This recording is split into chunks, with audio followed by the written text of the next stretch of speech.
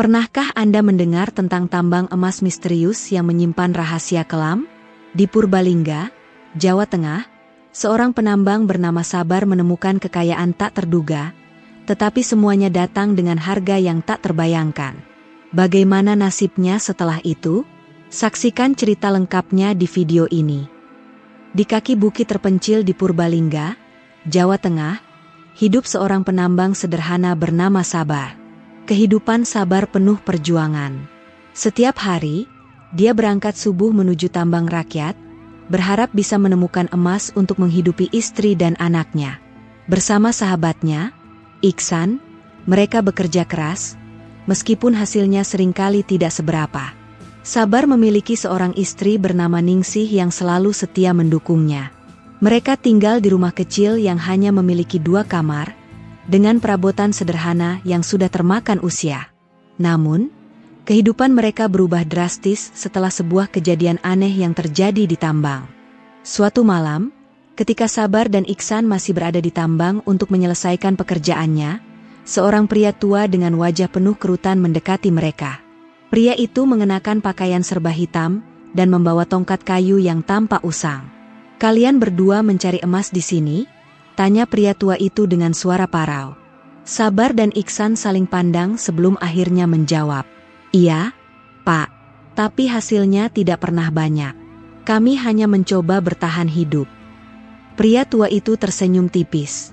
Matanya berkilat dalam gelap. "Kalau kalian ingin hasil lebih, aku tahu cara agar tambang ini memberikan emas lebih banyak dari yang bisa kalian bayangkan." Iksan tertawa kecil. "Ah, mana mungkin, Pak. Tambang ini sudah tua. Banyak orang bilang emasnya hampir habis." Namun, Sabar yang lebih pendiam justru merasa penasaran. Dia mendekati pria tua itu. "Apa yang harus kami lakukan?" tanyanya pelan. Pria tua itu mengeluarkan sebuah kantong kecil dari balik jubahnya dan menyerahkannya kepada Sabar. "Campurkan ini ke tanah tambang. Dalam beberapa hari, kamu akan melihat hasilnya. Tapi ingat, ada syaratnya." "Syarat apa?" tanya Sabar, meski hatinya mulai gelisah. "Setiap bulan, kamu harus memberikan sesaji ke tempat ini. Kalau tidak, kamu akan menyesal," jawab pria itu dengan nada dingin sebelum menghilang ke dalam kegelapan. Sabar dan Iksan memutuskan untuk mencoba petunjuk pria tua itu. Mereka mencampurkan bubuk dari kantong kecil ke tanah tambang. Awalnya, tidak ada yang berubah, tetapi dalam beberapa hari, mereka menemukan bongkahan emas yang besar. Berita ini tersebar dengan cepat, dan kehidupan Sabar mulai berubah.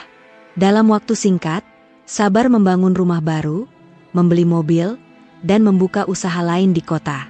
Iksan juga ikut menikmati hasilnya, tetapi dia merasa ada sesuatu yang aneh dengan tambang itu.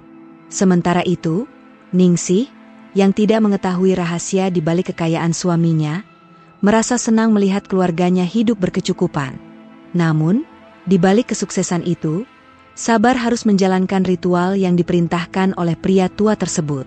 Setiap bulan, dia harus memberikan sesaji berupa ayam hitam, kemenyan, dan bunga 7 rupa ke tambang. Sabar melakukannya tanpa ragu, meskipun dia mulai merasa cemas. Beberapa bulan berlalu, dan Sabar mulai mengalami mimpi buruk. Dia melihat tambang itu dipenuhi sosok hitam yang mengerikan, dengan tawa menyeramkan yang terus terngiang di telinganya. Ningsih yang khawatir mencoba bertanya kepada Sabar, tetapi dia hanya menjawab singkat, "Tidak ada apa-apa. Semua ini demi keluarga kita." Sementara itu, Iksan yang merasa tidak nyaman dengan situasi ini memutuskan untuk berhenti menambang. Dia kembali ke kehidupannya yang sederhana, tetapi dia memperingatkan Sabar untuk berhati-hati. "Aku rasa tambang itu ada sesuatu yang tidak beres. Jangan sampai kita menyesal, Bar," ucapnya suatu hari. Namun, Sabar mengabaikan peringatan itu.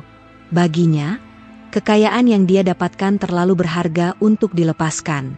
Satu malam, ketika Sabar lupa memberikan sesaji, hal-hal aneh mulai terjadi. Alat-alat tambang tiba-tiba rusak tanpa sebab, dan beberapa pekerja mengalami kecelakaan. Puncaknya adalah ketika anak Sabar mendadak jatuh sakit, tanpa penjelasan medis yang jelas. Ningsih yang semakin gelisah memohon kepada Sabar untuk menceritakan semuanya. Dengan berat hati, Sabar akhirnya mengakui rahasia di balik tambang itu. Mendengar pengakuan suaminya, Ningsih menangis dan memohon agar Sabar berhenti. Tapi kalau aku berhenti, semua ini bisa hilang.